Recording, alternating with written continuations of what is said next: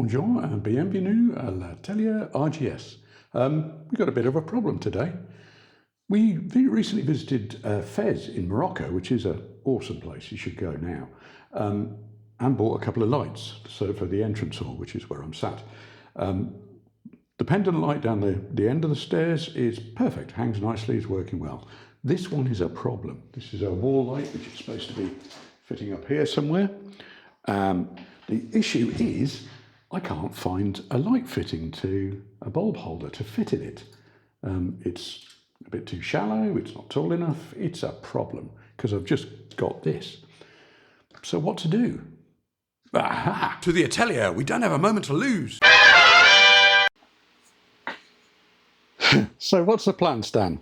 What I think I'm doing is I'm going to use one of these LED GU10, I think is the fitting, and 3D print. I'm going to buy a lamp holder, the smallest one I can find. I've actually got them on order already, and then 3D print the smallest holder I can to kind of hold it at that kind of an angle, which I think will work. We'll find out. And then because the lamp will be shining directly up here and where the housing is going to be fitted, you'd be staring straight at the bulb as you came down the stairs, which is probably not the best idea. I'll also print a thin white or translucent. I've got both. I'll try white because I'm going to print the holder with white and I can do it in a single print. Like a 2mm or something thick semicircle, which should just sit in on that rim and then diffuse the light. So we'll give that a go. I'll just measure it up and then CAD draw it up and print it and fit it. Sounds simple, doesn't it? So, okay.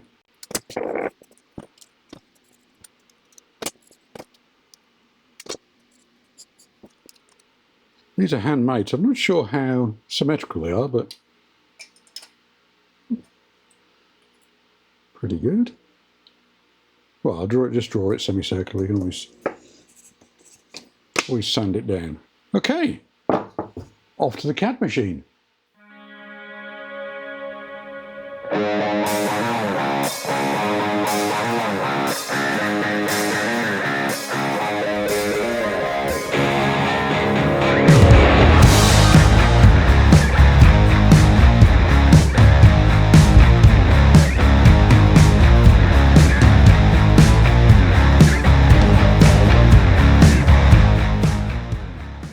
Okay, well it all fits. So I've glued the lamp holder in here, just used some West System epoxy glue. It's obviously set, that fits in like that. That will then, hey, look at that, parfait.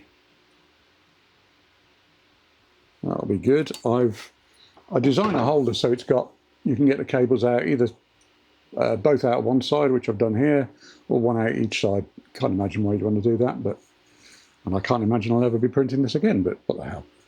And now, so that looks good, and now this bit, will it fit? Hey, look perfect. Well, whoever made this knows what they're doing, because that is, look at the tolerance on that. I guess they form it around a former unless they've got really good eyes. So that's the whole thing. Let's go and fit it now. Okay, time to fit the bits we've made and the bits we bought from Fez. First thing is find where the cable goes. I think it kind of goes quite deep there, but it's a while since we had that wall apart, so let's have a proper look. Use the trusty volt stick.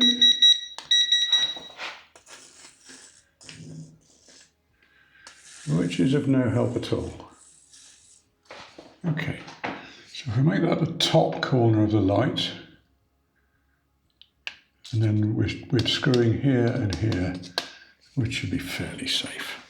First of all though, turn the power off, well, turn the breaker off, which is conveniently right above where the camera is.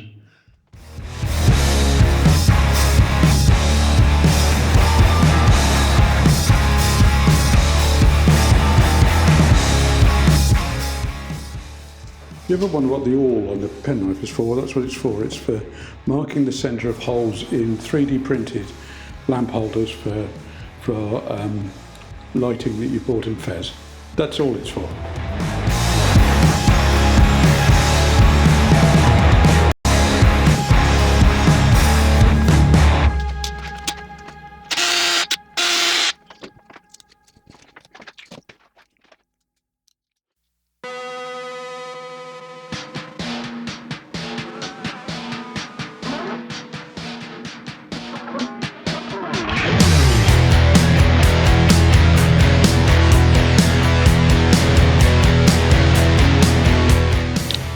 These are great tools if you're doing a little bit of wiring. You can cut and strip without nadgering the conductors to preset lengths, which is cool.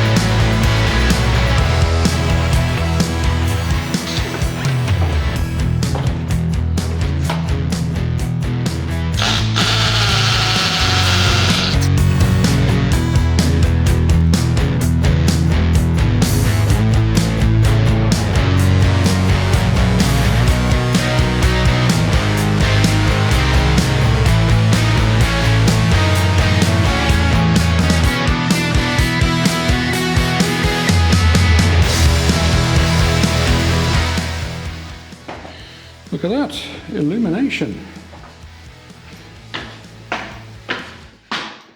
Job's a goodie. Just proves that 3D printers are a good sound investment. Kidding yourself, Smith.